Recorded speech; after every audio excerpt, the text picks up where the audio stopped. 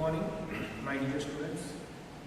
આજે આપણે રેખા વર્ણપટ અથવા તો પરમાણ્વીય વર્ણપટની આપણે વાત કરવાની છે. તો મારા હિસાબે વર્ણપટ આપણને ખબર છે શોષણ વર્ણપટ, ઉત્સર્જન વર્ણપટ એની આપણે તો વાત કરી છે. હવે આપણે સૌપ્રથમ રેખા વર્ણપટની વાત કરીએ.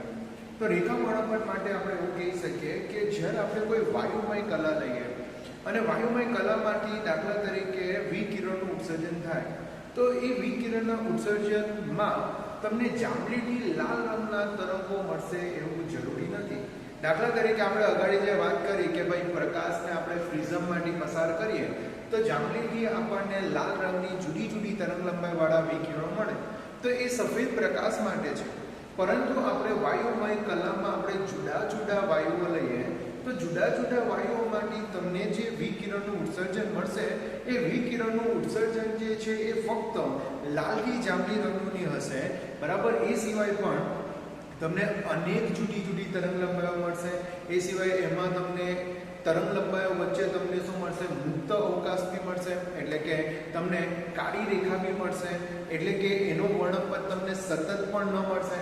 સતત એટલે કે તમને એકી સાથે તરંગ લંબાઈઓની શ્રેણી મળતી હોય એવું જરૂરી પણ નથી. એમાં તમને શું મળી શકે? મુક્ત અવકાશ એટલે કે કાળી રેખા પણ મળી શકે છે. એવો જે વર્ણપટ મળશે એને એઝ આપણે રેખા વર્ણપટ કહી શકીએ છીએ. તો ધ્યાન રાખજો, રેખા વર્ણપટ અને આપણે જે આગળ જે વર્ણપટ સમજ્યા એમાં બહુ ડિફરન્સ છે. આપણે જે વર્ણપટ સમજ્યા એ સાદો વર્ણપટ છે કે જે સફેદ પ્રકાશ જે છે એનું વિભાજન થઈને જે આપણને મળે છે એની વાત કરી છે. જ્યારે રેખા વર્ણપટમાં આપણે શું કહી શકીએ? તો જુદા જુદા વાયુઓ એટલે કે જુદા જુદા પરમાણુ લઈએ અને જુદા જુદા પરમાણુમાંથી જ્યારે વિકિરણનું ઉત્સર્જન થશે ત્યારે એ વિકિરણનું ઉત્સર્જન તમને જાંબલીથી લાલ સિવાય પણ અનેક જુદી જુદી તરંગ લંબાઈઓવાળા વિકિરણો મળશે. બીજી વસ્તુ કે આ રચના સતત પણ ન મળશે, તમને અમુક જગ્યાએ શું મળશે? તો કાળી રેખા પણ મળશે. એ જે વર્ણપટ મળશે તેને આપણે રેખા વર્ણપટ કહી શકીએ છીએ. એને આપણે રેખા વર્ણપટ કહી શકીએ. અથવા તો જે તે વાયુમય તમને પરમાણુના લીધે મળશે તો એને આપણે પરમાણ્વીય વર્ણપટ પણ કહી શકીએ છીએ. ધ્યાન રાખજો, જેમ જેમ વાયુઓ બદલાશે તેમ તેમ વર્ણપટ પણ બદલાશે. એટલે જુદા જુદા વાયુઓ માટે વર્ણપટ પણ શું હોય છે? જુદો જુદો હોય છે. મતલબ કે જે તે વાયુનો શું હશે? નિશ્ચિત વર્ણપટ હશે. પણ વાયુ બદલાઈ જશે તો વર્ણપટ પણ શું થઈ જશે? બદલાઈ જશે. તો એ પ્રમાણે જો આપણે વિચાર કરીએ તો આપણે એવું કહી શકીએ કે દરેક વાયુ એટલે કે પ્રત્યેક વાયુનો નિશ્ચિત વર્ણપટ હોય છે. દાખલા તરીકે આપણી ફિંગરપ્રિન્ટ જે છે એના જેવી બીજી કોઈ ફિંગરપ્રિન્ટ હોતી નથી. તે જ રીતે પરમાણુની પણ જે વર્ણપટ છે એ એસા એનું ફિંગરપ્રિન્ટ જેવું જ છે, બરાબર. પરમાણુ જે વર્ણપટ છે એનું ફિંગરપ્રિન્ટ જેવું જ છે, બરાબર. પરમાણુ બદલાઈ જશે, વર્ણપટ બદલાઈ જશે, વ્યક્તિ બદલાઈ જાય, ફિંગરપ્રિન્ટ બદલાઈ જશે. તો હવે કંઈ આપણે અલગ લેવલ પર જતા છે તો તમે ધ્યાન રાખજો, બરાબર. મેં શું કહેવા માંગુ છું? તો આપણે એવું કહી શકીએ કે વાયુમય કલામાં પરમાણુના ઉત્સર્જન વર્ણપટ લાલથી જાંબલીની તરંગ લંબાઈનો ફેલાવો સતત દર્શાવતો નથી, પરંતુ અમુક જગ્યાએ તમને વિશિષ્ટ તરંગ લંબાઈઓ અને તેમની વચ્ચે કાળો અવકાશ પણ દેખાશે. એટલે ફક્ત તમને લાલથી જાંબલી મળશે એવું જરૂરી નથી, બરાબર. સેકન્ડલી તમે એમાં અમુક વિશિષ્ટ તરંગ લંબાઈઓ પણ ઉમેરાઈ ગયેલી હશે. એ સિવાય તમને એમાં કાળો અવકાશ પણ દેખાશે. તો આવા વર્ણપટને આપણે રેખા વર્ણપટ અથવા તો જે તે વાયુ પરમાણુનો વર્ણપટ હોવાથી એને આપણે પરમાણ્વીય વર્ણપટ પણ કહેવામાં આવે છે. દરેક તત્વ એટલે કે પરમાણુને પોતાનો એક વિશેષ રેખા ઉત્સર્જન વર્ણપટ હોય છે. તો બરાબર જે તે તત્વ હશે એનો રેખા ઉત્સર્જન વર્ણપટ પર શું હશે? નિશ્ચિત હશે. જેમ માણસ તેની ફિંગરપ્રિન્ટ પરથી ઓળખી શકાય તેમ અજ્ઞાત પરમાણુને પણ આપણે એના રેખા વર્ણપટ પરથી શું કરી શકાય? ઓળખી શકાય છે. તો રેખા વર્ણપટ પરથી આપણે પરમાણુ પણ શું કરી શકીએ છીએ? જાણી શકીએ છીએ. આ વિશેની સૌપ્રથમ જો માહિતી આપી હોય તો રોબર્ટ બુન્સેને તત્વોની ઓળખ માટે રેખા વર્ણપટ બરાબર સૌપ્રથમ તૈયાર કર્યો હતો. એટલે જો તમને પરમાણુ ન ખબર હોય પણ એનો જો તમને રેખા વર્ણપટ જો ખબર હોય તો એ તત્વને તમે શોધી શકો છો. ફોર એક્ઝામ્પલ બરાબર, જો તમે લાઈક ફિંગરપ્રિન્ટવાળા મશીનમાં જશો અને જસ્ટ તમે તમારો અંગૂઠો દબાવશો તો એ વ્યક્તિની ઓળખાણ આપશે, એ વ્યક્તિની શું આપશે? ઓળખાણ આપશે. એ જ રીતે બરાબર, જો રેખા ઉત્સર્જન વર્ણપટ જે તે પરમાણુનો હશે તો એના પરથી તમારો કયો પરમાણુ છે એ પરમાણુ આપણે શું કરી શકીએ છીએ? શોધી શકીએ છીએ. તો ધ્યાન રાખજો, પરમાણ્વીય અથવા તો રેખા વર્ણપટની વાત કરીએ તો વાયુમય કલામાંથી બરાબર ઉત્સર્જાતા તમારા જુદા જુદા અથવા તો વિશિષ્ટ તરંગલંબાઈવાળા જે વિકિરણો છે જે સતત નથી, બરાબર, અને એમાં પણ તમને કાળી રેખાઓ મળે છે, એવા વર્ણપટને આપણે પરમાણ્વીય અથવા તો રેખા વર્ણપટ કહી શકીએ છીએ.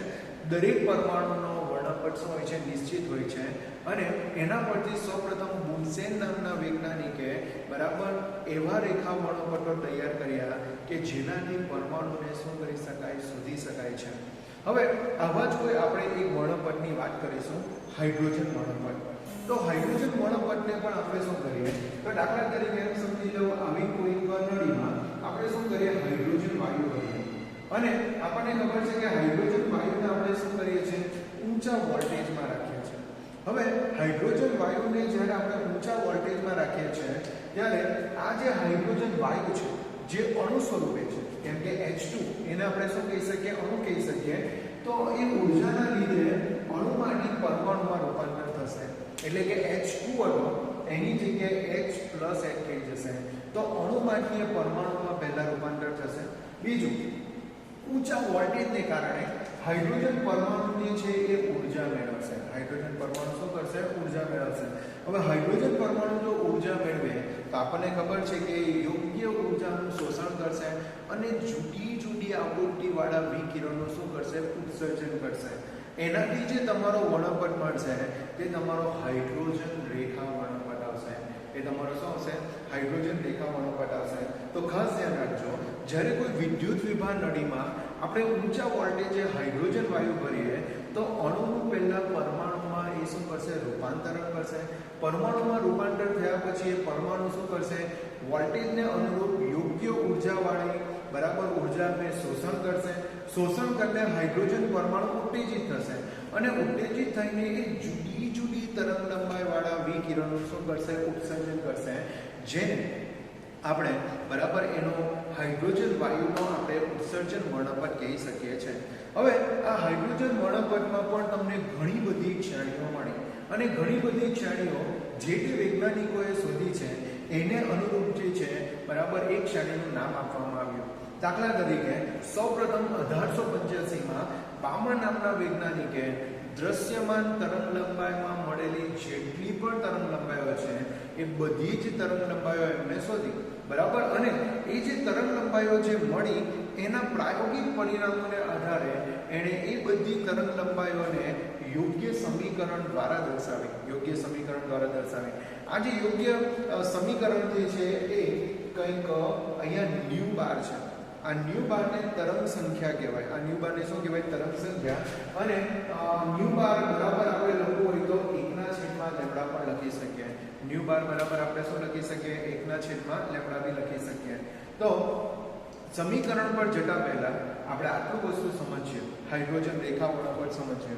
તો હાઇડ્રોજનનો રેખા વર્ણપટની વાત કરીએ તો જ્યારે વાયુમય હાઇડ્રોજનમાંથી વિદ્યુત વિભાર પસાર કરવામાં આવે છે ત્યારે અણુઓ વિયોજિત થાય છે. અણુઓ વિયોજિત થાય એટલે કે અણુઓ છૂટા પડે છે અને હાઇડ્રોજન પરમાણુ ઉત્તેજિત થઈ જુદી જુદી આવૃત્તિવાળા વિકિરણો શું કરે છે? ઉત્પન્ન કરે છે. તો હાઇડ્રોજન ઉત્તેજિત થઈને જે છે એ જુદી જુદી તરંગલંબાઈવાળા વિકિરણો શું કરે છે? ઉત્સર્જન કરે છે. હાઇડ્રોજન વર્ણપટમાં કેટલીક શ્રેણીઓનું બનેલું છે, એટલે આપણું જે વર્ણપટ જે છે કેટલીક શ્રેણીઓનું બનેલું છે જે તેના શોધનાર વૈજ્ઞાનિકના નામ પરથી શું કરવામાં આવે છે? દર્શાવવામાં આવે છે. તો જે શ્રેણી જે વૈજ્ઞાનિકે શોધી છે બરાબર તેને અનુરૂપ તે વૈજ્ઞાનિકનું નામ પરથી એક શ્રેણીનું નામ આપવામાં આવ્યું છે. સૌપ્રથમ બામરે પ્રાયોગિક અવલોકનોને આધારે દર્શાવ્યું કે જો વર્ણપટની રેખાઓને તરંગ સંખ્યા v બારમાં દર્શાવવામાં આવે, ધ્યાન રાખજો, તરંગ સંખ્યા કેમાં? v બારમાં દર્શાવવામાં આવે તો હાઇડ્રોજન વર્ણપટની દ્રશ્યમાન રેખા નીચેના સૂત્રનું પાલન કરે છે. બરાબર. નીચેના સૂત્રનું શું કરે છે? પાલન કરે છે. મતલબ કે તમને જેટલી પણ દ્રશ્યમાન રેખા મળશે એ દ્રશ્યમાન રેખા બરાબર ની તરંગ સંખ્યા ન્યુ બાર ઇક્વલ ટુ સમીકરણ એમણે ડાયરેક્ટ આપેલું છે 109677. ધ્યાન રાખજો 109677 1/2² - 1/n² સેન્ટીમીટર ઇન્વર્સ છે. અને આના પરથી જુદી જુદી આકૃતિવાળા જે પણ તરંગ લંબાઈઓ ધરાવતા વિકિરણનું ઉત્સર્જન થયું બરાબર એ શોધી શકીએ છીએ. કેમ કે તરંગ સંખ્યા એટલે શું છે? 1/λ છે. તરંગ સંખ્યા એટલે શું છે? 1/λ છે. હવે આ 1/λ આવ્યું કેવી રીતના તમે સમજો. પહેલી વસ્તુ એ તરંગ સંખ્યા બરાબર એટલે તરંગની સંખ્યા દર્શાવે છે. તો તરંગની સંખ્યામાં આપણે એવું કહી શકીએ કે લેમ્બડા અંતરમાં તમને એક તરંગ મળે. તરંગ લંબાઈ એક તરંગની તરંગ લંબાઈ કેટલી હોય? લેમ્બડા. તો લેમ્બડા જેટલા અંતરમાં તમને કેટલો તરંગ મળે? 1. તો એમ સમજી લો એકમ અંતરમાં કેટલા તરંગ મળે? એકમ અંતરમાં કેટલા તરંગ મળે? તો 1 ઉપર જશે અને લેમ્બડા ક્યાં જશે? નીચે જશે. એટલે બરાબર તરંગ સંખ્યા v બરાબર શું લખાશે? 1/λ લખાશે. તો સમજ પડે છે ને શું કહેવા માંગુ છું? તરંગ સંખ્યા એટલે એકમ અંતર દીઠ તરંગોની સંખ્યા. આપણે એવું કહી શકીએ કે લેમ્બડા અંતરે એક તરંગ મળે તો એકમ અંતરે કેટલો મળશે? 1/λ તરંગ મળશે. એટલે ધ્યાન રાખજો તરંગ સંખ્યા ન્યુ બાર ઇક્વલ ટુ શું હશે? 1/λ હશે. હવે આના પરથી ધ્યાન રાખજો તમને જેટલી બી તરંગ લંબાઈઓ છે બધી તરંગ લંબાઈની વેલ્યુ મળશે. કેમ કે ન્યુ બાર એટલે 1/λ બરાબર 109677 1/2² - 1/n² સેન્ટીમીટર ઇન્વર્સ છે. જ્યાં n જે છે એ પૂર્ણાંક સંખ્યા છે અને એનું મૂલ્ય 3, 4, 5 થી સ્ટાર્ટ થાય છે. ધ્યાન રાખજો આ 2 નો વર્ગ છે તો n ક્યાંથી સ્ટાર્ટ થાય છે? 3, 4, 5 થી સ્ટાર્ટ થાય છે. અને ધ્યાન રાખજો ઓલવેઝ તમારું આ જે બરાબર આગળનું મૂલ્ય છે એના કરતાં n વધારે થશે. એના કરતાં n શું હશે? વધારે થશે. જો 2 હશે તો 3 થી સ્ટાર્ટ થશે. જો 3 હશે તો 4 થી સ્ટાર્ટ થશે. અને અહીંયા જે આ તમારું 109677 જે છે એ વેલ્યુ સૌપ્રથમ રીડબર્ગ નામના વૈજ્ઞાનિકે શોધેલી હોવાથી એને રીડબર્ગ અચળાંક કહેવાય છે. તો ધ્યાન રાખજો રીડબર્ગ અચળાંકની વેલ્યુ કેટલી છે? 109677 સેન્ટીમીટર ઇન્વર્સ છે. આ સૂત્ર દ્વારા વર્ણન કરેલી આ રેખાને આપણે બામણ શ્રેણી કહી શકીએ. આના વડે તમને જેટલી પણ તરંગ લંબાઈઓ મળશે એ તરંગ લંબાઈઓને કેમાં સમાવેશ કરવામાં આવશે? બામણ શ્રેણીમાં સમાવેશ કરવામાં આવશે. ઓકે. સ્વીડનના સ્પેક્ટ્રોસ્કોપીના નિષ્ણાત એવા જોહાનિસ રીડબર્ગે નોંધ્યું કે હાઇડ્રોજન વર્ણપટની રેખાઓને બધાને એક સામાન્ય સૂત્ર વડે દર્શાવી શકાય છે. એટલે હાઇડ્રોજન વર્ણપટમાં તમને જેટલી પણ રેખા વર્ણપટ મળે છે એને આપણે એક સામાન્ય સૂત્ર દ્વારા દર્શાવી શકીએ છીએ. એ સામાન્ય સૂત્ર ઉપરના જેવું છે v bar equal to 109677 1/n1² - 1/n2². 1/n1² શું છે? 1/n2² centimetre inverse. જ્યાં n1 ની વેલ્યુ 1, 2, 3 હશે અને n2 ની વેલ્યુ ધ્યાન રાખજો n1 કરતા n2 ઓલવેઝ વધારે હશે. બરાબર. n1 કરતા n2 ઓલવેઝ વધારે હશે. તો n2 નું મૂલ્ય કેટલું છે? n1 + 2 છે. તો ધ્યાન રાખજો આ 1 થી સ્ટાર્ટ થશે તો n2 ની વેલ્યુ 2 થી સ્ટાર્ટ થશે. n2 હશે તો એટલે n1 2 હશે તો n2 ની વેલ્યુ બરાબર 3, 4, 5 થી સ્ટાર્ટ થશે. તો એ રીતે તમને બરાબર શું મળશે? દરેક શ્રેણીની તરંગ લંબાઈઓ મળશે. હવે આ દરેક શ્રેણીની તરંગ લંબાઈ આ n1 = 1, 2, 3, 4, 5 પરથી મળે છે. પ્રથમ 5 જે શ્રેણી જે છે બરાબર એનું મૂલ્ય એટલે કે એની એક શ્રેણી જે છે એ તમને n1 ના મૂલ્ય પરથી મળે છે. દાખલા તરીકે n1 બરાબર જો 1 હોય તો એક શ્રેણી સૌપ્રથમ લાઇનમન નામના વૈજ્ઞાનિકે શોધી છે. જો n બરાબર 2 હોય તો સૌપ્રથમ બામન નામના વૈજ્ઞાનિકે શોધી છે. જો n1 બરાબર 3 હોય તો એ પાશ્ચન નામના વૈજ્ઞાનિકે શોધી છે. જો n1 બરાબર 4 હોય તો બ્રેકેટ અને n1 બરાબર 5 હોય તો ફન. આ રીતે જે છે પાંચ શ્રેણીઓ આ જુદા જુદા વૈજ્ઞાનિકે શોધી છે. તો ધ્યાન રાખજો 1 હોય તો લાઇનમન, 2 હોય તો બામન, 3 હોય તો પાશ્ચન, 4 હોય તો બ્રેકેટ અને 5 હોય તો ફન. બરાબર. આ રીતે હાઇડ્રોજન વર્ણપટની રેખા વર્ણપટ જે છે એ સમજાવવામાં આવ્યો. તો આપણે એવું કહી શકીએ કે હાઇડ્રોજન વાયુને જ્યારે આપણે વિદ્યુત વિભાન નળીમાં આપણે ભરીએ અને એને જો આપણે ઊંચા વોલ્ટેજે રાખીએ તો હાઇડ્રોજન વાયુનું વિયોજન થશે. વિયોજન થઈને પરમાણુ બનશે. એ પરમાણુ જે છે એ એની ઉત્તેજિત અવસ્થામાં હોવાથી એ જુદી જુદી તરંગ લંબાઈવાળા વિકિરણનું ઉત્સર્જન કરશે અને એ જે વર્ણપટ મળશે એને આપણે હાઇડ્રોજનનો શું કહેશું? રેખા વર્ણપટ કહેશું. ઓકે, ધ્યાન રાખજો, હાઇડ્રોજનનો રેખા વર્ણપટની જુદી જુદી તરંગ લંબાઈઓ જે છે એને અનુરૂપ જુદી જુદી શ્રેણીઓ બનાવવામાં આવી અને એક શ્રેણીનું નામ એના વૈજ્ઞાનિકના નામ પરથી મેળવવામાં આવ્યું. દાખલા તરીકે બામરે સૌપ્રથમ દ્રશ્યમાન વર્ણપટમાંની તરંગ લંબાઈઓ શોધી અને એને એક સામાન્ય સૂત્ર વડે પણ દર્શાવ્યું. દાખલા તરીકે તરંગ સંખ્યા new bar equal to 10/77 1/2 minus 1/n છે, જ્યાં n ની વેલ્યુ 3, 4, 5 છે. હવે આમાં જે 10/77 જે છે એ રીડબર્ગ નામના વૈજ્ઞાનિકે શોધેલું હોવાથી એને રીડબર્ગ અચળાંક કહેવાય છે. ઇવન રીડબર્ગે જે છે એ જેટલી શ્રેણીઓ છે એનું સામાન્ય સૂત્ર પણ બરાબર એને બનાવ્યું છે કે new bar equal to 10/77 1/n1² minus 1/n2². જે ધ્યાન રાખજો, n1 ના મૂલ્ય 1, 2, 3, 4, 5 પરથી પ્રથમ 5 શ્રેણીઓ રજૂ કરવામાં આવી, જ્યાં 1 હોય તો લાઇમન, 2 હોય તો બામર, 3 હોય તો પાશ્ચર, 4 હોય તો બ્રેકેટ અને 5 હોય તો ફન છે. અને આ રીતે શ્રેણીઓ તૈયાર કરવામાં આવી. તો મારા પ્રમાણે તમને આટલી વસ્તુ ખબર પડી જવી જોઈએ. હવે ફક્ત ખબર ન પડી હોય તો આપણે એવું કહી શકીએ કે n1 બરાબર 1, 2, 3, 4, 5 શા માટે લેવું, અને બીજું 1 હોય તો બરાબર n2 જે છે 2 થી શા માટે સ્ટાર્ટ કરવાનું, બરાબર 2 હોય તો n2 ની વેલ્યુ 3 થી કેમ સ્ટાર્ટ કરવાનું.